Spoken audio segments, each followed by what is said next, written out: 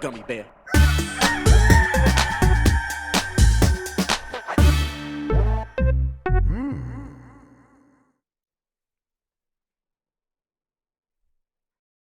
It's the internet. You're busy. Let's do this for October 24th, 2022. For the next hour or so, let me help you sort through the world of gaming on Game Mess Mornings Live with me, Jeff Grubb. Today, Marcus PS4 is messing up and spoiling God of War Ragnarok for everybody. Japan doesn't pay its game developers very well, and an amazing Game.com port gets revealed. But first, please join me in welcoming today's co-host to Game Mess Mornings. It's Mike Minotti, everybody. Mike, how are you doing? Oh, I'm good, Jeff. How are you?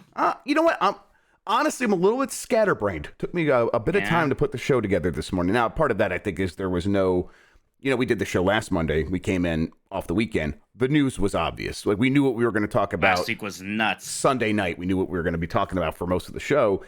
That didn't happen this week, although we're still talking about what happened last Sunday again, of course.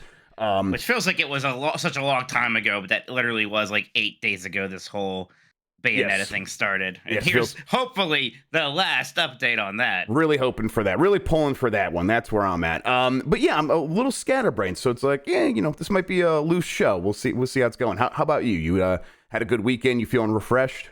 Yes, I'm the opposite. I feel very centered right now. My brain is very in one single place. This the is why opposite of scattered. Right. This is why I brought you in to offset it, bringing that energy of responsibility and maturity that you're well known for. So yes, that's my brand.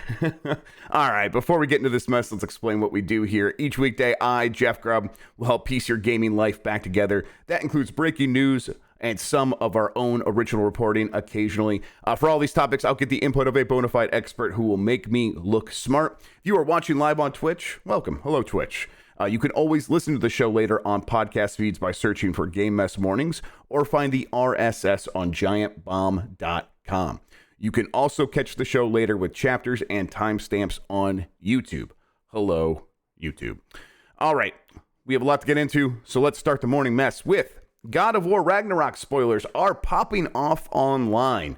Mike, have you seen these? Have you seen this morning?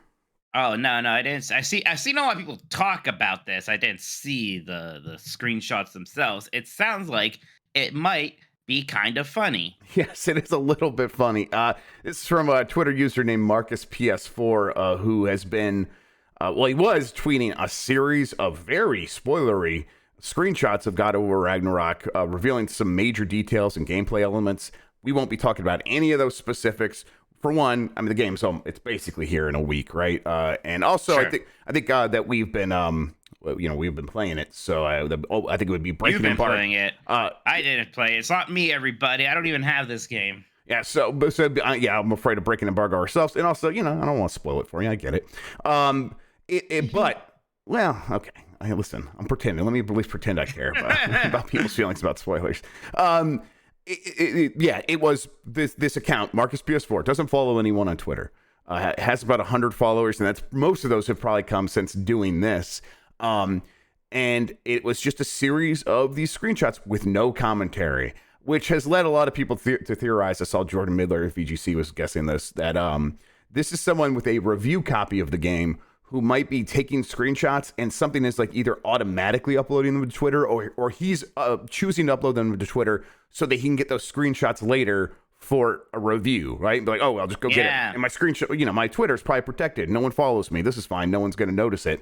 Some people noticed, and now it's been like and they were up there all morning, even after they got posted last night. So it's just like these 25 screenshots, and people finally, people finally drew enough attention to it that this morning, right before we went live, actually, all of those screenshots have now been deleted from Marcus PS4's Twitter account. And all that's left now is the last time he did this with like a bunch of screenshots from a game called Twin Mirror, which I'm not familiar with, but it was seemed like a PS5 game from 2020 or something like that, or PS4 game maybe.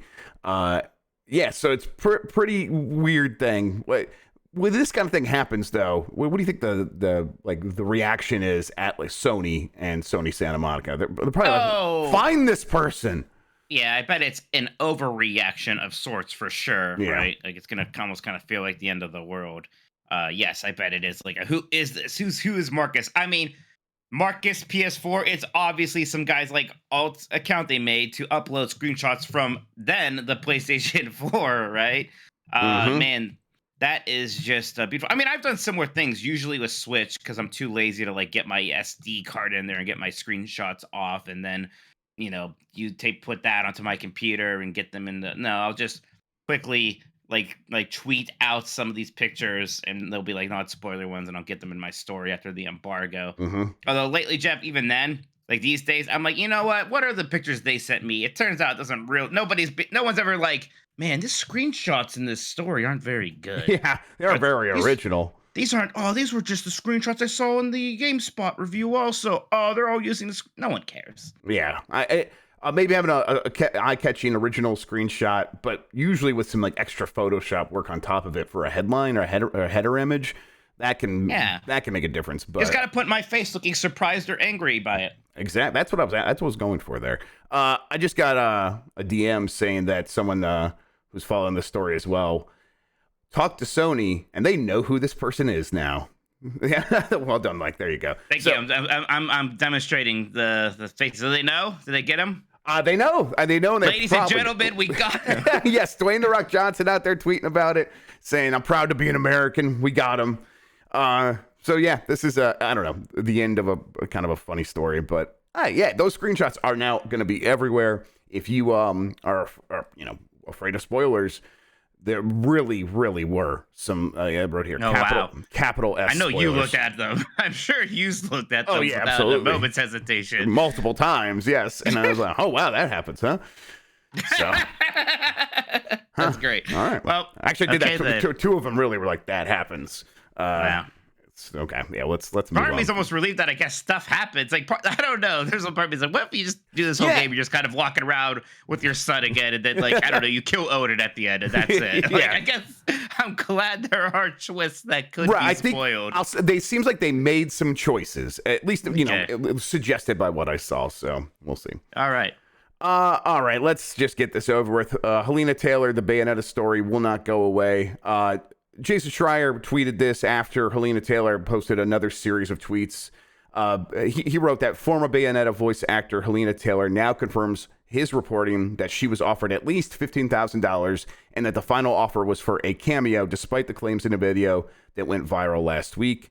I picked up a little bit here more from VGC. Speaking to VGC earlier this month, Taylor had called the suggestion that she was offered more than $4,000 categorically untrue. She also labeled claims by sources that she could have earned $15,000 an absolute lie and a complete joke. Well, she's now basically said that she was offered $15,000. Monday's Twitter thread reads, "It has come to my attention that some people are calling me a liar and gold digger. I feel the need to defend myself and my reputation in the industry. As I posted on part 3 of my video thread, I explained that their first offer was too low. That offer was $10,000. Remember, this is, and then she talks about all the things about how it being a massive franchise, made $450 million. Again, not so sure about that math. And she says, I thought as a creative that Camilla would understand. He replied saying how much he valued my contribution to the game and how much the fans wanted me to voice the game. I was then offered an extra $5,000, so I declined to voice the game." And she put an exclamation point there after $5,000 to say how low she thought that was. And the fallout here is that I don't know. It feels like everyone's saying, "Hey, she lied. Story over. She's the bad guy," and it's that simple. And for me, it continues not to be that simple. It was never that simple. It was never from the beginning here was I like, well, one side is completely in the wrong, and it's either going to be Camilla and his team or Helena Taylor. It's like, well, that number, even if that number is close to accurate, which to me, 15,000 is still pretty close to 4,000. That's not great, but all that stuff doesn't matter anymore because it's just about how she lied, and that's all we see anymore. And it bums me out because, the more important conversation to the long-term health of the industry is about paying people fairly, not about one person specifically lying. But our system of reporting on stuff and covering games and trying to find out the truth is very good at exposing one person lying, much less capable of having an ongoing conversation about why a person might be feel like they might be put in a corner to have to lie to try to get back at a system that is like systematically underpaying them. So yeah, again, I feel mostly bummed out by this story still, and not sure where it's going to go from here, other than it feels like the book is shut because one person got caught and exposed, and so everyone's moving on. I don't know. Do you have any final thoughts on the story before we move on? Well, first off, you're being told to put headlines up. Yeah, I will get that right now. I was actually about to do that while you were. There we go. Well, I'm glad I called attention to it instead of letting you do that seamlessly and without disrupting the show. No, it's way better. Yes. Yeah, gosh. You know, what she did was wrong. If she didn't lie outright, she lied by omission.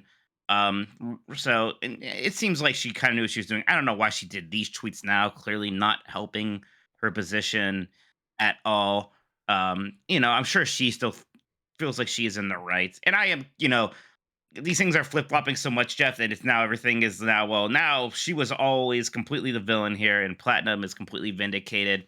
I don't know still. I guess right now at this moment they certainly seem like the more sympathetic party. Yes, I suppose. I still don't know if what she was offered is a fair amount. I don't know. But I certainly know that I do not believe Bayonetta is an almost $500 million franchise. I don't know where that is coming from. So look, like something broke down here.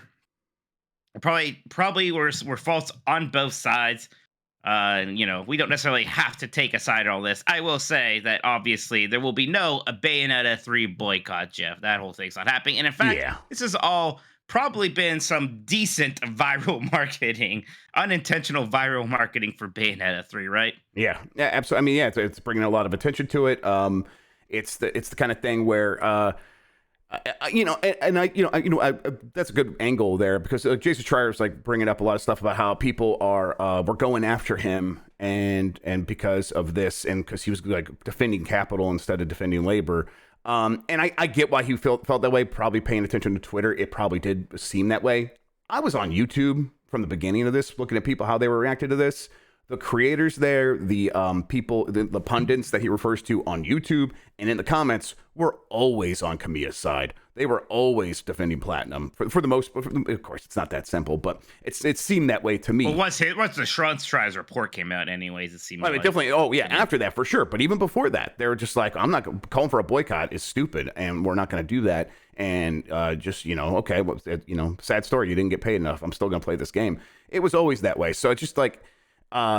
It's the kind of thing where the call for boycott was always sort of this distraction and was never going to work, it seemed like to me. But my hope, and I think we said this on the first time we brought this up, Mike, a week ago, that the hope is she's bringing enough attention to this problem. That's out the window now. No one is ever going to remember this story about from a perspective of, are people getting paid fairly? They are only ever going to remember that it was the he said, she said, she lied, end of story. We can move on. Yep. And that's just. Yep, that's it. And there's a part of me that feels like when a person is acting out like this and trying to get attention, that a part of me is like, I can see the part of me that is always trying to deal with the stimuli of trying to survive in a world where, where your next paycheck comes from is maybe uncertain. And it feels like, that could be kind of make you feel a little crazy. And so I sympathize with her still trying to make something happen here. But it's way more nuanced than that. And clearly lying is never going to help your case. But I could see where it comes from, where a person feels the need to do that.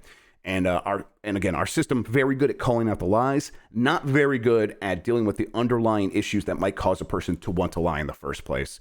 And we will have zero conversation about that, really. Even what we're doing here is not close to enough. We are just commenting in passing, and tomorrow we will forget about this, and this person has to still go on, live their life, and we will do nothing to help that. She might need help, but there's nothing we could do. Our system's not set up to help that person. It's like, well, you lied, fuck you, we're moving on. And it bums me out. This is a sad story to me, regardless of where we are now.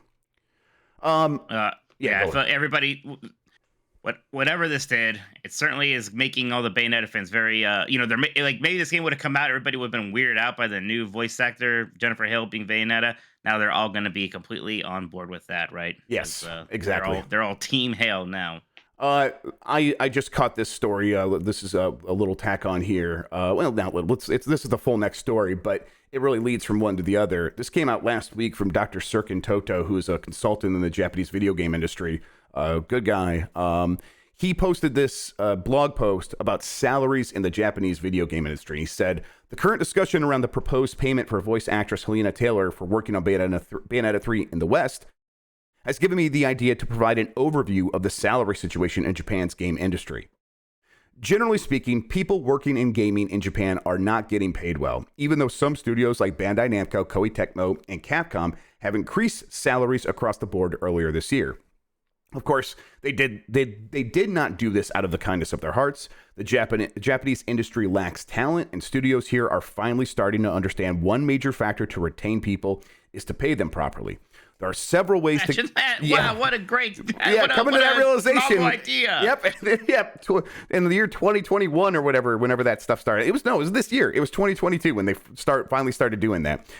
There are several ways to gauge the situation around salaries in Japan's games industry, but I myself usually refer to data from Japan's Computer Entertainment Association. The latest data available was published in 2020, collected in July 2019, and refers to the year 2018. So a little bit out of date. But again, these are things that just recently, we'll get into that. According to the study, the average yearly salary for games professionals across roles stood at 5.5 million yen in 2018, with 9.6, and that's with 9.61 years of work experience and at 34.63 years of age. That 5.5 million yen currently translates to just $37,000. Now, of course, that's the yen has crashed a lot in the last year or so, especially compared to the dollar. But like that doesn't mean that they're going to get a lot more yen now for their jobs. They're still probably getting paid around the same amount. So $37,000 there is the average. Broken down into roles, the average salaries come across the industry stand at about $45,000 for a game producer, $41,000 for a director, $38,000 for engineers, $37,000 for artists, $37,000 for designers, and $30,000 for game testers and debuggers. Mike, this is too low. That is very low. That's pretty shocking. This is way too low. I think this is the symptom, or this is the sickness, and Helena Taylor line is a symptom of this. Now, okay, these are averages. Some people are getting paid more than this, but that means some people are getting paid less than this as well, right, to create this average. And again, 2018, but it's not like the purchasing power of the yen has gone up, and the increases were something like 15%. I think I'm trying to pull from my memory. We talked about that story of Bandai Namco increasing stuff after Elden Ring, trying to keep trying to keep people who worked on From on the Bandai Namco side, worked on From games, keep them around because we want to keep this relationship strong, all that stuff. But it wasn't like they are doubling their pay or something like that. So we're still in this range. So you go to someone like you're Helena Taylor, you go to Kamiya and you say, I would like to get a lot of the money that this game is making. And listen, he is a director, one of the founders of Platinum or whatever. I'm sure he's getting okay. But he's like, no, this is how much I pay my game director. Way less than that a year. What are you talking about?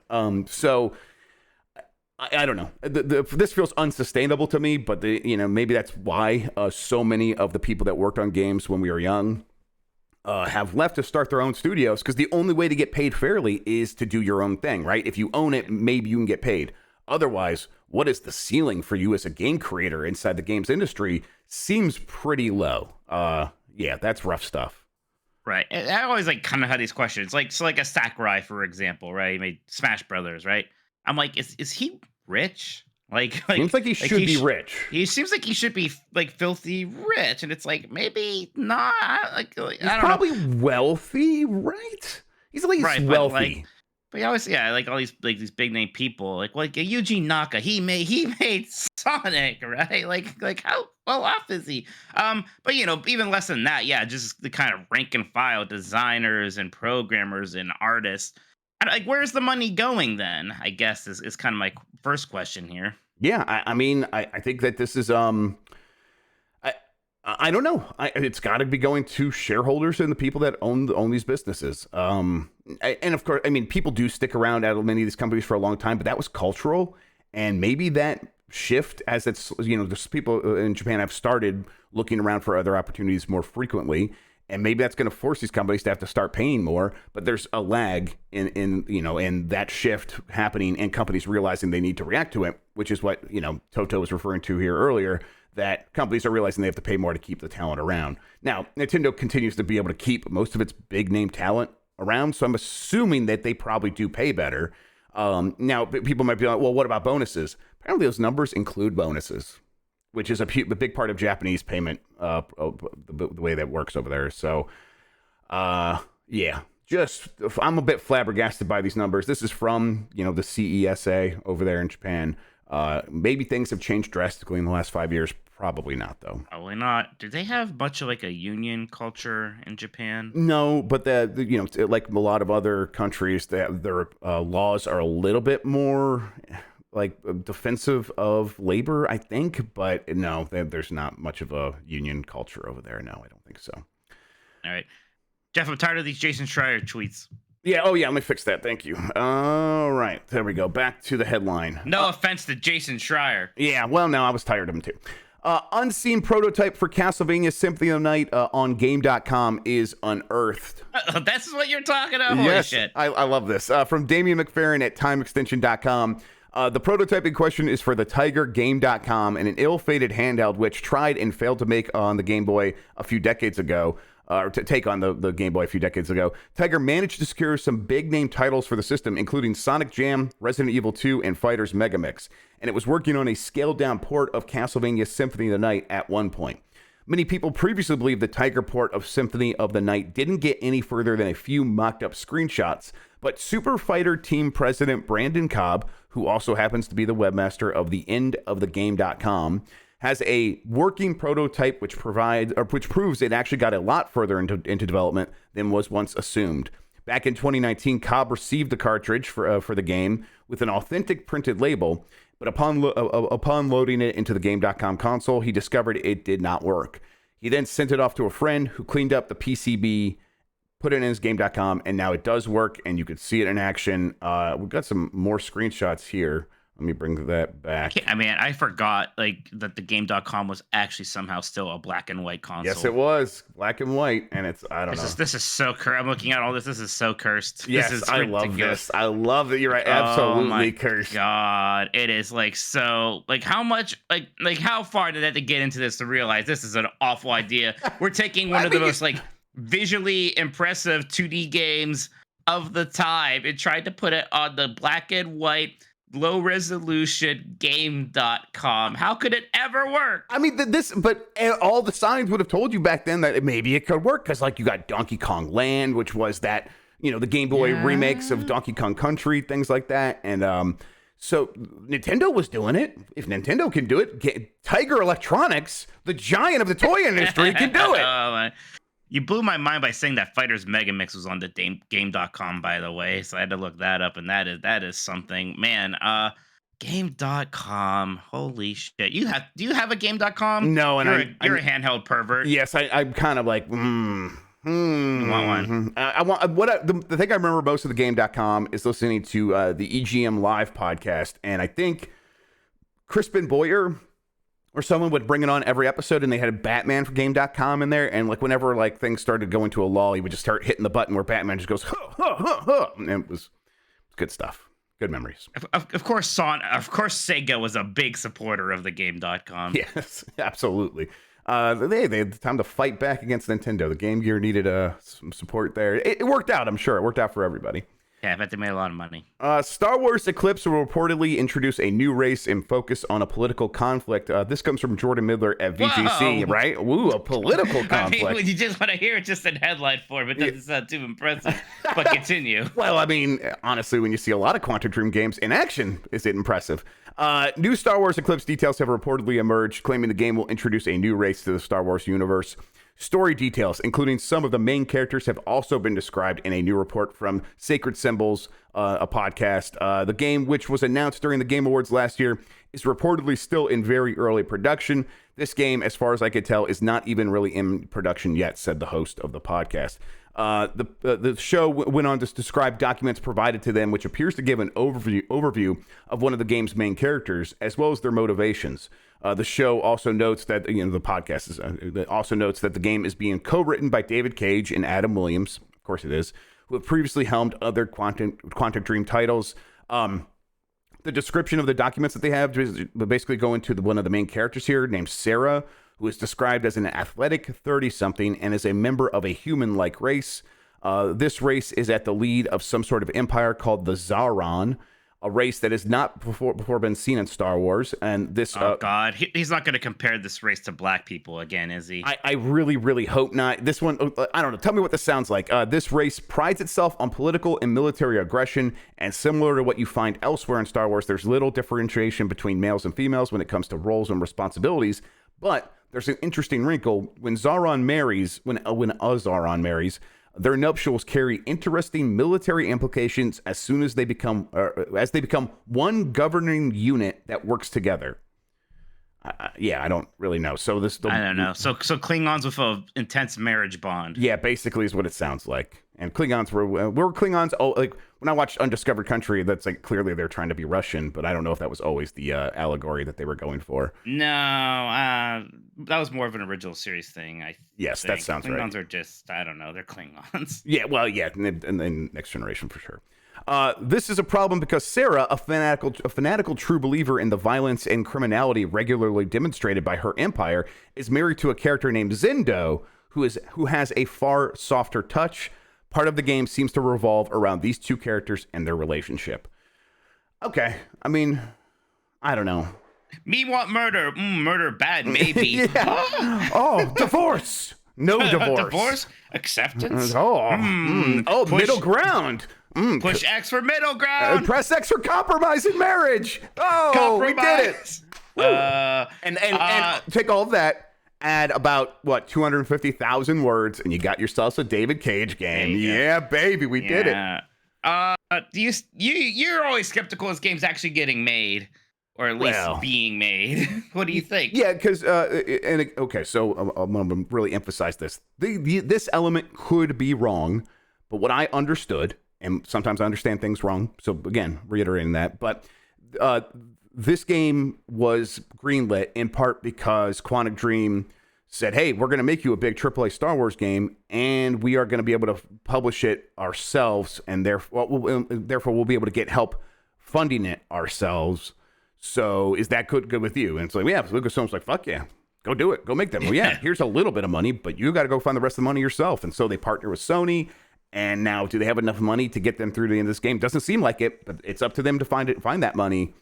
And so to me, that just sounds like a recipe for disaster, or at least a very bad game coming out in the end. I guess we'll see. And again, this is not going to be a typical Quantic Dream dialogue option only game. This is supposed to be an action adventure game, their first one. That is not an easy task for any developer. WB Montreal just put out Gotham Knights, an action adventure game, and this is not their first one. And that game really struggled to get even into the 70s on Metacritic. So yeah, I just think it's going to be difficult for them to pull this off, and it very easily could get canned. Uncharted makes less of a splash on PC than other PlayStation ports. This comes from Andy Robinson at VGC. Independent data tracker SteamDB suggests that the collection attracted a peak player count of 10,851 players this weekend. That's referring to the Uncharted collection, which is significantly lower than PlayStation's other first-party PC games managed, and not enough for a place within Steam's top 100. In comparison, Horizon Zero Dawn debuted on Steam to a peak of around 56,000 players, and Spider-Man attracted around 66,000 players. God of War managed an even higher peak of around 73,000 players, and Days Gone attracted 27,000 players on its release weekend. It's possible Uncharted has been affected by debuting during a more competitive release period than Sony's other PC titles, which released during quieter periods of the year. He points out, this is Andy pointing out, that Gotham Knights, Plague Tale Requiem, and Modern Warfare 2's campaign all released last week, contributing to Steam's biggest weekend ever for concurrent players at over 30 million, though the most popular games were existing titles such as Counter-Strike and Dota. I'm trying to diagnose exactly what happened here. To me, this feels like people are more surprised that this wasn't already out on PC because they announced this forever ago, right? Yeah, that seems to be it. I'm seeing a lot of people try to say the problem is that like they put the fourth game out on PC before the first three. I don't know if I necessarily buy that was that big of an issue here. Yeah. I mean, I certainly would have preferred if we also had the Nathan Drake trilogy. Maybe that's kind of the problem. Is what is a Legacy of Thieves collection, Jeff? Yes. Right. What is like, that? What is that? What is honestly, I still don't know. Actually, it's just Uncharted 4 and that standalone game, Lost right, Legacy. but my brain says that can't be right because that's just basically Uncharted 4 and its expandalone DLC. To me, it might have been better if it was called like Uncharted 4, the Legacy of Thieves collection, just to make it pretty clear what is. I don't know. Yeah, I'm a big Uncharted fan, so it kind of bums me out a little bit. Sure, that this seems to be coming in low. Is this? Do you think this is indicative of something wrong with Uncharted? I hope not, because that would really bum me out. Again, if kind of the sort of fun, swashbuckling vibes of Uncharted aren't in fashion anymore, as opposed to more sad dad, third person dark grim games, I guess. But that seems like over diagnosing things. I agree On my end. I think probably the main culprit here is a combination of all these things. Maybe there's a little bit of the whole why, not getting the first three games. What is a Legacy of Thieves collection? A lot of people are playing like, Call of Duty right now and a lot of other things. So yeah, I want to hope that's still significantly lower numbers than these previous games. And Days Gone. Yeah. Yeah, Days Gone. Days Gone almost had like a weird, like, I don't know. There's like some, I don't know if counterculture is the word with Days Gone, but also that was an early PlayStation release, so it was getting a lot of attention. And it felt like if this would have came out right when they announced it, or right when it came to PlayStation 5, it would have got a lot more attention. But we did this on some of our shows. Oh, Uncharted, I thought that was on PC already, or that's coming out very soon, isn't it? And it's like, oh no, it doesn't even have a release date. And we did that like 5 or 6 times because it was just so hard to keep in our mind that, like, no, the PlayStation version's now coming much earlier, and they haven't said exactly when the PC version is coming. And so at a certain point, I just forgot and stopped caring to ask, even though I'm kind of interested to replay Uncharted 4 on PC and on my Steam Deck, which apparently it runs great on. But now we are in the busy time of year, and now there's other things to pay attention to. So to me, that all feels like the right problem here, and not some fundamental issue with people's interest in an Uncharted. But who knows how Sony will see it. Yeah, for sure. I mean, I don't think that Naughty Dog's next project is going to be Uncharted 5 or Uncharted whatever anyways, but still. Yeah. We'll see what happens with Uncharted next. In the meantime, Goonies characters may be coming to Multiversus. This comes from Bharat Ozkan at DualShockers, and I hope I got your name right there, Bharat.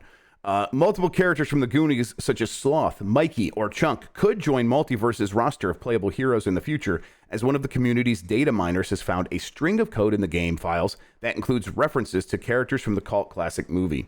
The leaks come courtesy of reliable insider Multiversusi, not like Bussy, but for Multiversusi. I'm sorry, that's how it sounded when I said it. What am I supposed to do? Not acknowledge it? Did it sound like that? Well, okay, maybe not. Who revealed that a data miner within the Multiversus Discord channel discovered a string of code referencing Goonies, which potentially includes more than one character from the movie. The image shared by the data miner shows off character universes, a string of data that contains all playable characters from different universes, included in the game, such as Batman, Superman, Wonder Woman, or Rick and Morty. As with all leaks, characters should take the information. Characters should take this is miswritten. People should take this with a grain of salt until it characters gets should maybe confirmed. take it with a grain of salt. Yeah, I guess why not? Let's see. Sloth would love some salt. I love Goonies, but I'm old. And I guess that doesn't really matter with this game, though. That hasn't stopped. They just added people from Gremlins. Jeff. Right, Gremlins and Scooby-Doo's in there, which is like even older than my generation. Don't worry about being old. That's part of the target demographic now. That's a nice thing. At least, like, you get old, you worry about, like, not being, like, relevant in terms of this stuff anymore. But at least we're old and grew up with video games, so they have to keep making it for us. Are you accidentally playing music? What are you doing? I accidentally hit my microphone arm, and it, like, reverberated at such a perfect pitch that it just felt like it was going to go forever, so I had to actually grab it and stop it. Hopefully that didn't show up on the stream, but I know you heard it. They sent me a Multiversus controller and a jean jacket. What is that? Oh. Yeah, I'll show it off there. I tell you what, I would not have known that was a Multiversus controller, but that's nice. It also comes with a pen that I'm just going to probably hurt myself on, but I'm going to put this away You now. should stab yourself with that. Yeah. Jeff, I have a dark confession, a disturbing confession to You make. like Multiversus more than Smash Brothers? Absolutely not. No, I think no. Not. Don't worry, I'm not a sicko. It's not that dark. Not that dark. that Okay. bad. I've never seen the Goonies all the way through. I've never seen the full movie. Yeah. You just don't. You not your vibe. What about his? No, I don't know. I just never grew up It's like with it. Uncharted for kids. Yeah, I just didn't grow up with it. Like, and no one ever like, we're gonna watch the Goonies now. I think I saw some of it because they put it on in like the school bus one time. We went on a field trip, and that was it. I just never saw it. No one ever made me watch it. I never saw it on my own. I'm sorry. How do I? Sandwich Jones in chat says Goonies was never good. How do I use these moderation tools? Rory, how do I do this? I feel when I get the Sonic was never good tweets. Now you know. I like Goonies a lot. It's got a great vibe. It's got great characters, and they should do more stuff with that. I think you probably would like it. I don't know. Seeing it first as an adult obviously changes things, but I was not a little bit. I was like in my teen years when I finally sat down and watched it and really enjoyed it. Jeff, I'm a Disney adult. I watch a lot of things intended for children and like them. That's fair. You should like it then. We'll see. Symbiogenesis. Yeah. This is a trademark that Square Enix filed for and got approval from, and it may reference Parasite Eve. This comes from Chris Moyes at Destructoid. Square Enix has filed a trademark for a mysterious new project, which has led some fans to nervously anticipate the return of a classic IP.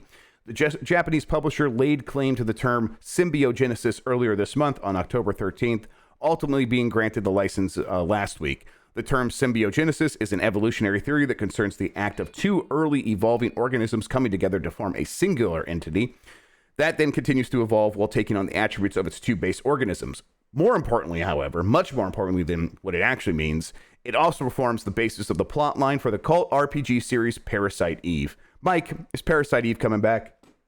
Hey, B. I'm more curious to know why you were like tweeting hate at Parasite Eve over the weekend, or was that last week? It was over the weekend. Yeah. Yeah. What's your problem, man? Well, it's not my problem. It's just it's like I would have imagined Parasite Eve. When Parasite Eve came out, it was treated like the biggest deal in the world. It's the new RPG from Squaresoft, the company that made Final Fantasy VII. This is just as big as Final Fantasy VII, and people reacted to it with that sort of fervor, and then it has gone away mostly. I mean, there was Parasite Eve 2, obviously, but that was pretty soon afterward, and then nothing ever since. Now, I'm realizing two things now. Parasite Eve was in a pre-existing IP. It's a novel, and the game was like a follow-up to the novel. And so there might be some IP ownership rights that might have prevented Square Enix now from doing anything with that. That also might explain why they are trademarking Symbiogenesis and not anything Parasite Eve related.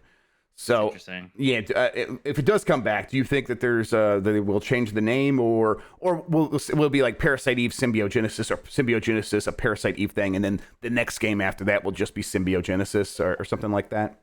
Oh, like Yakuza, like a dragon? Yeah. Yeah, I don't know, because now you're making me wonder about what's going on with the rights there. So that's pretty interesting. That's a good catch there, Jeff. Yeah. We'll have to see. Who's making it is my question. Like, like what team at Square Enix is up for making Parasite Eve? Because like Parasite Eve was AAA at the time, right? So you can't kind of cheap out on it. But like, how many spare AAA studios are there over at Square Enix, or who are they going to get to make this for them? I suppose Bluebird seems busy now. Yeah, right? I can't get Bluebird, which obviously would be ideal there. They should hire Swery to make it. Says Monarch of Light. That'd be fun. I think that would be a good fit. This comes from the Wikipedia. The game is a sequel to the novel Parasite Eve, written by Hideaki Sina. It is also the first game in the Parasite Eve series. Can you see him? You cannot see him because it's Hideaki. Oh my God, that's Hideaki Sina's music. It's actually with an S though. People in chat saying that the author is a dick. I don't know. I cannot confirm that. I cannot confirm or deny whether or not that's true. So this is like a Megami Tensei situation, because that was also a book originally, and then it somehow turned into teenage girls saving the world from demons. So yeah, Minto video says games are beautiful. Tokyo RPG Factory. What are they doing right now? Gosh, I don't know. Because this was a PlayStation. This was a PlayStation RPG. So it's the first one was, yes. Right. So a 2D like an HD 2D remake wouldn't make a ton of sense unless they want to do an HD 3D or retro 3D. Yeah, would would not fit exactly what that franchise was. It would have to be more like Resident Evil 2 remake. Although again, more RPG-y than that. Just the way yeah, obviously it works. Yeah. I don't think that's really gonna be a good fit. Is Parasite Eve had some survival horror elements, right? Or did it not? Yeah, it was kind of a mix of like that, but it had a thing like where you attacked like this like sphere of influence like emerged from out of you, and you can target people and like body parts through that kind of a thing. And honestly, I never played that much of it. It always looked neat. I would like to maybe go back to it. I've been on some weird original PlayStation vibes lately. I'd like to go play some. Great. Yeah, it's good. It's good stuff. I've been watching like videos where it's just a guy like, here's every game Konami made for the PlayStation 1. It's just 2 hours long. And I watched that and remember how great the Namco Museum games were, right? Where you walked around this virtual museum. Yeah. Like, hell yeah, dude, let's go. Was Robotron Namco? I don't know, because it wasn't on there. So. No, okay. Because I played, yeah. I remember playing Robotron on the PlayStation first before I got Robotron 64. It was on one of those collections, and I just played so much of it. Shout out to Sean Shanson, by the way. SeanSeanson. Those are the videos I've been watching. They're good. Okay, very cool. Thanks for the shout out there. Fallout 4 will receive a free next-gen update in 2023 for Xbox Series S and X, PlayStation 5, and PC. This comes from Nibel on Twitter. Performance will get a boost to a high frame rate. Quality will get a boost to 4K. And then you will also there will be a ton of bug fixes, obviously, and then bonus Creation Club content. So this sounds similar to that Skyrim Anniversary Collection. Star Wars on my mind. The Skyrim I can't remember. Was it Anniversary Edition? I can never remember which one. Or was that Special Edition? Sounds right. I think it's Anniversary. Anniversary Edition. Yeah, there was a Special Edition. Then there was an Anniversary Edition. Right, and the distinction between all of them is still pretty vague in my mind. I never fully understood, but I think the Anniversary Edition is the one that came with all of the Creation Club mods from the community just built right in, or you could at least just hit them really quick with a check mark, regardless of where you were, even the console. Of course, mods always have worked on, not always, but have worked on Bethesda games on console for years. You just have to go through their system to do it. Now they're just like bundling them with the game, which is pretty cool. And I hope it means that a lot of these creators are getting paid. I think that is the case. That's pretty cool stuff. Sony has seemingly removed game expiration dates. I'm going to call them expiration dates. Expiry sounds like a bad word. Not like a curse word, but just like, no, this is a not a good word. Yeah. It may be bad saying it. It made me feel real terrible saying it. So it sounds like it comes from Europe. Gross. Oh, there you go. Speaking of which, this story comes from Ed Nightingale from Europe Gamer. Sony has seemingly quietly removed the expiration dates on games soon to leave PlayStation Plus. Previously, a specific date was given when a game would be leaving the service. Now, while games are listed in the Last Chance to Play tab, there is no longer a specific date. Sony has seemingly quietly removed the expiration dates on games soon to leave PlayStation. Oh, I just doubled this up. This is only kind of noteworthy, I think, because Microsoft does do this specifically. It tells you exactly when a game is leaving. And Sony did do that, and now they're no longer doing it. I wonder if there's something going on there, or if it's just a bug. Just a bug. Just like they fired John, who used to get that info, figure it out and put it up on the page. It's a little weird. It's like not a huge deal, let's be honest, but a little weird. Yeah, just a little weird. Exactly. All right, Mike, that does it for the news I have this week. Like I said, it was not as quite a beefy weekend as last weekend, but I think in the meantime, maybe we can take a couple of questions. If you want to ask a question, either at me on Twitter or on the Twitch chat, or use the ask a question button here on giantbomb.com. You should all ask Jeff why he's the world's biggest Fallout 4 defender. I love Fallout 4, and I will defend it. Weird. It is weird. I mean, I don't, to be clear, like, I think some of the whole people turn against it and call it a bad game is weird, but I'm not. Yeah, it is weird because it's a good game. All right, let's get to the questions. Yes, questions. Let's go. All right, I hit the yummy thing there. I don't know if you can hear it, but that doesn't matter.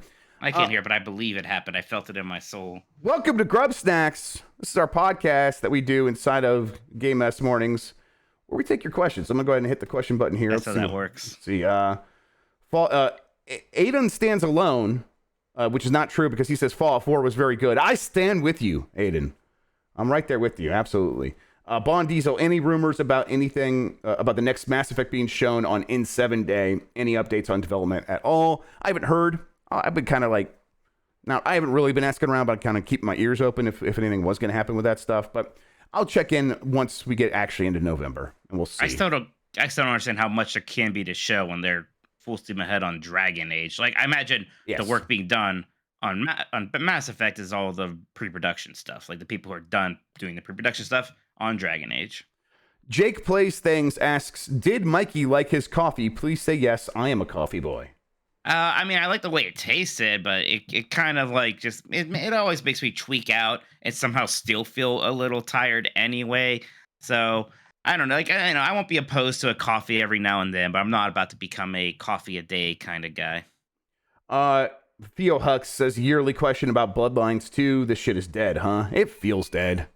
Oh yeah, wow. They like switched developers and everything, right? It was just, yeah. I don't know anything more than what we've heard, but it feels dead. I'll say that. Zolotl, any updates on 343 now with the new leadership? Is the Slipspace engine really just out now? It's not that simple. I don't think it's not just out. Also, it seems like one of the rumors I'm hearing, again, not confirmed rumors, is that a certain Affinity was always going to use the Unreal Engine for its Halo Battle Royale. And so that suggests to me that Slipspace might not be out because this thing was always meant to stand on its own over here.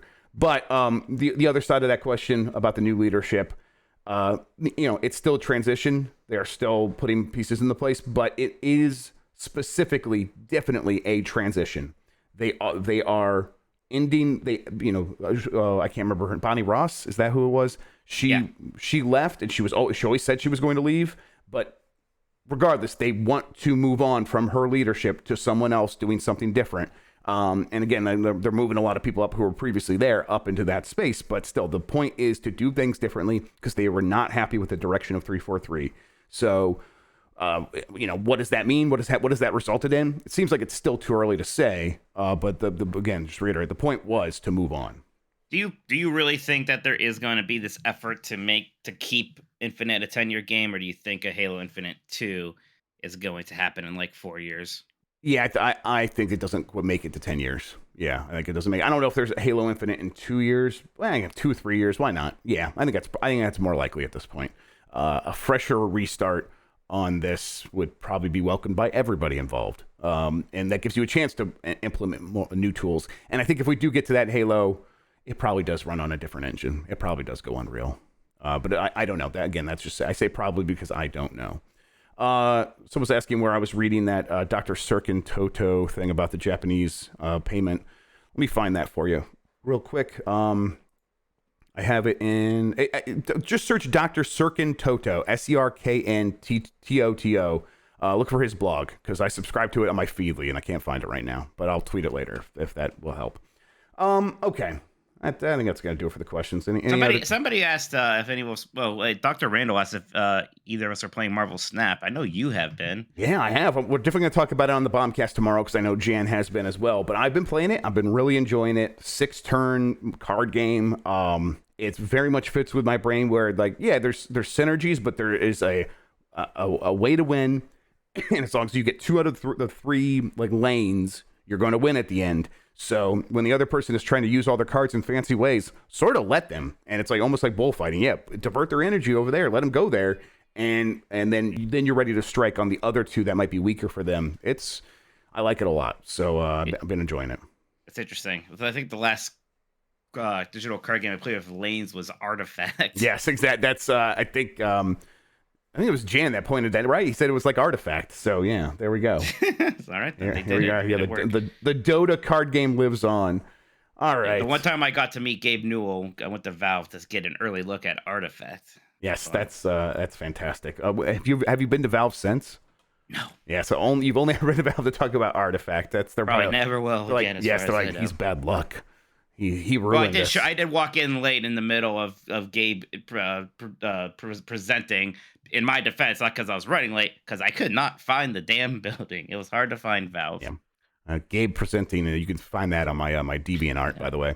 All right, Mike, what's going on with you this week? You got anything that you want to promote? Anything you've been working on? You want to tell people about? Well, gosh, the Gays Beat Summit is happening now, actually, in San Francisco, or it's starting tomorrow, to be more clear. So we're all very busy with that. If you want to look up any info for that, you can just Google GamesBeat Summit next, and you'll find all the stuff about that. Uh, so that's gonna keep me and our whole staff pretty busy this week, and then gonna start thinking about what Halloween, and then I've got a bunch of trips in November. So yeah, holiday season is coming up pretty fast. We are moving right along through the end of this year. Yeah, I'm realizing next Monday when we do this episode, it's going to be Halloween. So I might dress up. Halloween episode. Yep. Oh, do I get to come on for the Halloween episode? Nope. I already got someone else. Sorry. Ah, fuck. Yeah. Wow. Her name is Rachel Kaiser, and she's going to come on. And she already said she wants to dress up. So, yeah, look out for that. That's okay. Everybody. I'll allow it. Thank you very much. Appreciate that. That's fine. I'm going to probably be giving her a bunch of shitty work while I'm on vacation. That's anyway, right. Yeah, so. Exactly. She deserves to be able to celebrate a little bit. I'm looking forward to that. People should watch us on Last of the Nintendogs tomorrow at 9 p.m. Eastern, though. Oh, yeah, that's a good one. We'll find something else to talk about than Bayonetta 3 again. I promise. I promise you we will. Definitely. On Giant Bomb, we have, all our normal stuff's happening. I'm gonna play some more God of War 1 today, so look out for that. I'll be playing that on the site, as long as there's nothing else that pops off. We're about to go in our meeting and find out exactly what's happening. But then, yeah. Are you making Dan play the Shadow campaign immediately now, or Silver campaign in Sonic 06? Does he get a rest? There's been some whining. There's been some requests. There's been some requests for a rest. We'll discuss it when we get there. There is a plan. Tell him I played through all of Shadow the Hedgehog in one sitting because I'm a big boy. I will tell him that, but also I will tell him what you pointed out, that maybe Sonic didn't kiss a woman because he chose Amy as his true love instead of the lady. Yeah. Which, in case this is all null and void, he has to start over. So exactly. He's got to do a new run through. We'll get to all that. Bombcast tomorrow, of course. Then, Arcade Pit on Wednesday, Voicemail Dump Truck on Thursday, UPF on Friday, and everything in between. Tune in for all of that. Thank you, everybody, for watching. Mike, thanks so much for hanging out with me today. I appreciate it. Yeah, it's good stuff. We got to get Arcade Pitted again soon, though. I'm having Arcade Pit withdrawals. Yes, we will get back in there soon. Any other streams today? Yes, I will be playing, like I said, I'll be playing God of War. So that'll happen after our meeting, though. So come back later today. In the meantime, thanks for watching. Have a good one. Take care of yourself, and goodbye.